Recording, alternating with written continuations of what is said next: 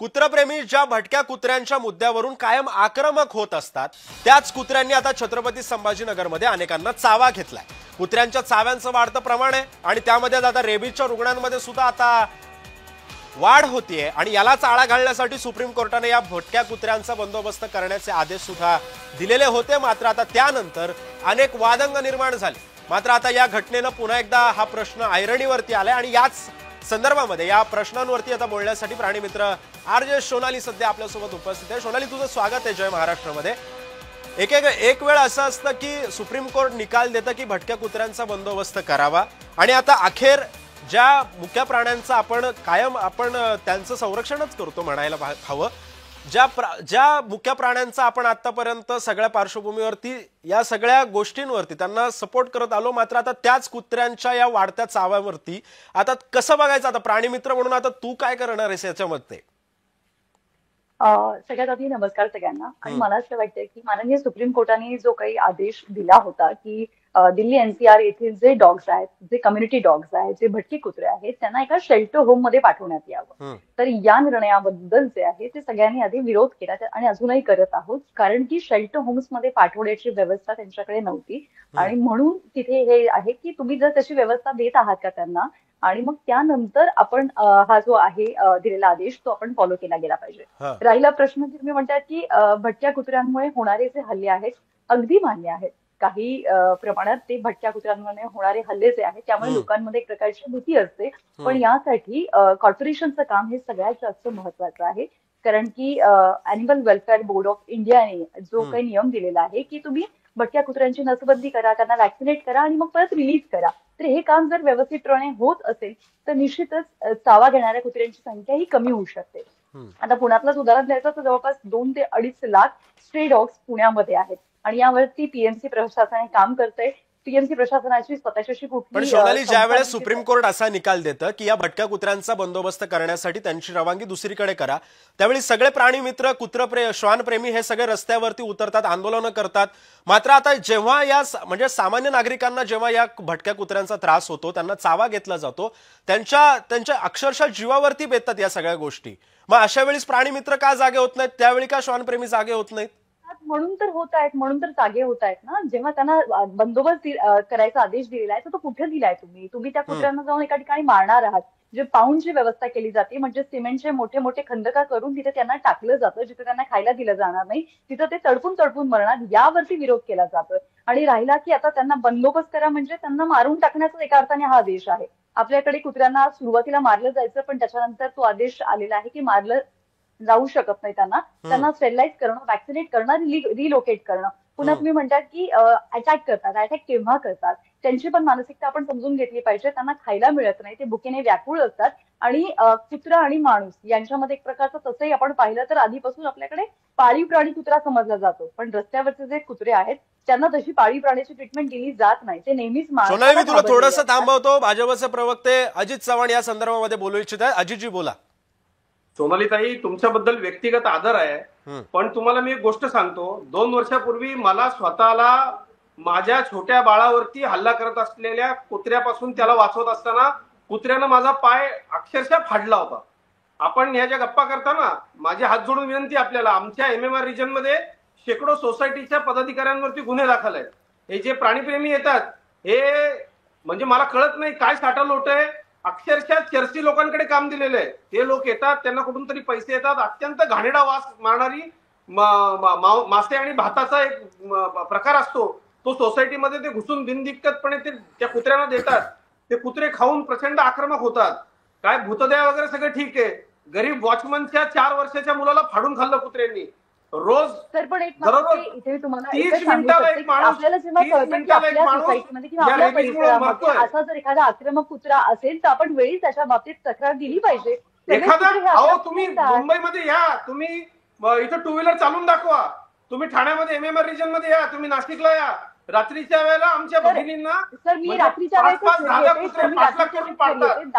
कुत्रा या विषयावरती लोकांच्या भावना अतिशय आक्रमक आहेत। माझा तर जाहीर आरोप आहे, मेनका गांधींची ती एक संघटना आहे, अक्षरशः सोसायटीच्या पदाधिकाऱ्यांना अतिरेकी असल्यासारखं पोलीस स्टेशन मध्ये जाऊन गुन्हे दाखल करतात। लहान मुलांना ओरबाडून हे बिबट्यांपेक्षा या कुत्र्यांची समस्या भयानक झालेली आहे। प्राणीप्रेम वगैरे ठीक आहे, आपल्या घरामध्ये कुत्री पाळावी, आम्ही तुमचे व्हिडिओ बघतो पक्ष्यांबरोबरचे, खूप छान आहे. काही लोकांचा जिथं जीव जातो ना, हा लोकभावनेचा प्रश्न आहे. आणि न्यायालयाच्या मला शतशः आभार आहे. हे गुंड आहेत सगळे लोक जे प्राणीप्रेमी म्हणून येतात ना रस्त्यावरती, तुमच्यासारखी जी मंडळी, त्यांचा आम्हाला आदर आहे. पण सामान्य माणसाचा जीव आधी महत्वाचा आहे. आपण कुत्री महत्वाची की माणूस महत्वाचा? जेव्हा लोकांमध्ये असतील, बांधकाम कामगार असतील, त्यांच्या मुलांना फाडून खातात ही कुत्री. अजितजी, तुमच्या याच प्रश्नावरती एक उत्तर येतंय, ते सुद्धा आपण ऐकणार आहोत. हा, मला यावरतीच म्हणायचं आहे की सगळेच प्राणी जे आहेत ते आक्रमक नसतात. आणि तुम्ही मुद्दा हे केला की रात्रीच्या वेळेस कुत्रे मागे लागतात. मी सुद्धा रात्रीच्या वेळेसच रात्री 10:30 पावणे 11 वाजता टू व्हीलरवरतीच घरी येत असते आणि माझ्याही भागामध्ये कुत्र्यांचं प्रमाण खूप मोठं आहे.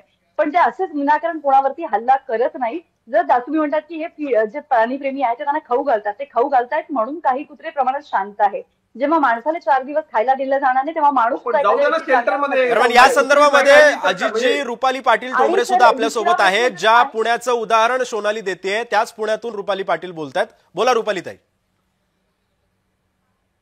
लोकांची लेकरच महत्वाची आहे. भारतीय विद्यापीठ मध्ये आजी सोबत मुलगा खेळत होता, काही नाही, कुत्र्याने येऊन फाडलं. खायला देतात म्हणून, अगर नाही खायला देतात म्हणून ही भटकी कुत्री अजून डोक्यावर बसतात. आणि मला काय म्हणायचंय, प्राणी मित्र आहात ना, मग कुत्रा हा प्राणी आहे, तसा माणूस पण हा प्राणी आहे. माणसाला महत्व द्या ना. माणसापेक्षा तुम्ही जर कुत्र्याला महत्व देणार असाल की कुत्री जगली पाहिजेत आणि आमची पोरं बाळा मेली पाहिजेत, तर हे चुकीचं आहे. कुठेतरी याला रिस्ट्रिक्शन जे काही मेहरबान कोर्टाने दिलं योग्य. यासाठी कॉर्पोरेशननी आपला जो नशबंदीचा कार्यक्रम आहे तो व्यवस्थित राबवला पाहिजे. कुत्री पाळायची मोठी यंत्रणा उभी करावी. वेळेची मर्यादा आहे आपल्याकडे. रुपाली ताई, मी अगदी छोटासा प्रश्न घेऊन सोनालीकडे येतोय. सोनाली, या सगळ्या आता प्रश्नाचे अजित चव्हाण आणि रुपाली ताईंनी उपस्थित केले, या प्रश्नांची उत्तर आहेत का तुमच्याकडे? गरजेचं आहे. सगळीच कुत्रे ही अटॅक करत नसतात. आणि जर तुम्हाला वाटते की तुमच्या भागामध्ये अटॅक करणारी कुत्री आहे तर त्यासाठी तुम्ही प्रशासनाला सांगू शकता, तर त्यांचा बंदोबस्त करू शकतात. पण सरसकट तुम्ही सगळ्याच कुत्र्यांना जर म्हणाल की नाही आपण यांना कैदेत टाकलं पाहिजे, तर हा नियम नाहीये. जसं आपल्याला आपल्या घरात राहण्याचा अधिकार आहे तसं त्यांना, लोक म्हणतात की पाळीव प्राणी आहेत ना, त्यांनी आपल्या घरी घेऊन जायला पाहिजे. त्यांना स्ट्रे डॉग्स, कम्युनिटी डॉग्स म्हणतात. याचा अर्थ त्यांनी तिथेच राहिलं पाहिजे. सर, आज जिथे आपण आहोत तिथे ते राहतायत, तिथे तुम्ही बिल्डिंगा उभारतायत आणि मग ते तिथून त्यांना तुम्ही हकललात, त्याला काहीच अर्थ नाही. आपल्याकडे लहानपणापासूनच एक एज्युकेशन दिलं पाहिजे की प्राणी मात्रांशी वागताना कसं वागलं पाहिजे. तुम्ही पेट डॉगशी वागतात आणि कम्युनिटी डॉगशी जे वागतायत त्यामध्ये फरक आहे. आपल्याकडे लहान मुलांना दगड मारायची शिकवण दिली जाते. तर इथेच आपण चुकतोय कुठेतरी. आपल्यामध्ये हा सुद्धा फार गरजेचं आहे. जसं प्रशासन आणि नागरिक यांच्यामध्ये सुसंवाद असेल तर गोष्टी चांगल्या घडून येतात.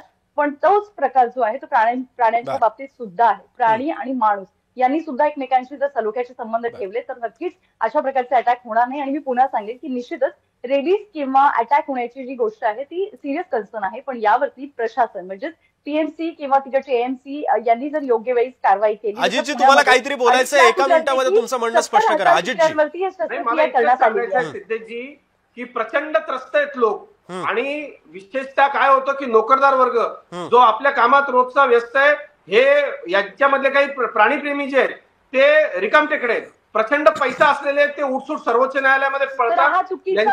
यांची एक सिस्टमॅटिक चेन आहे. ही चेन पैशाच्या जोरावर आणि न्यायव्यवस्थेच्या जोरावरती सामान्य माणसाला भेटीला धरते. माणसानी तसंच प्राण्यांची वागणं सुद्धा कुत्रेप्रेमामुळे असंख्य कुटुंब उघड्यावरती पडत आहेत. कुटुंबातला कर्ता पुरुष मारला जातोय, लहान बाळं ज्यांची मारली जात आहेत, आया मारल्या जात आहेत.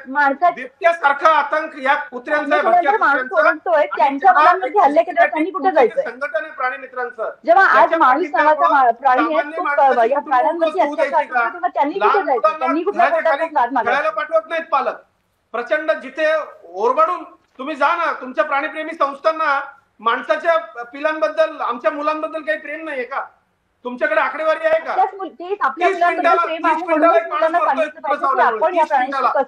कुठल्याही प्राण्यापेक्षा. आपल्याकडे वेळेची मर्यादा आहे अजितजी आणि सोनाली. या सगळ्या पार्श्वभूमीवरती हा विषय खूप मोठा आहे, मात्र वेळेची मर्यादा असल्यामुळे आता आपल्याला हा कार्यक्रम इथेच थांबवावा लागतोय.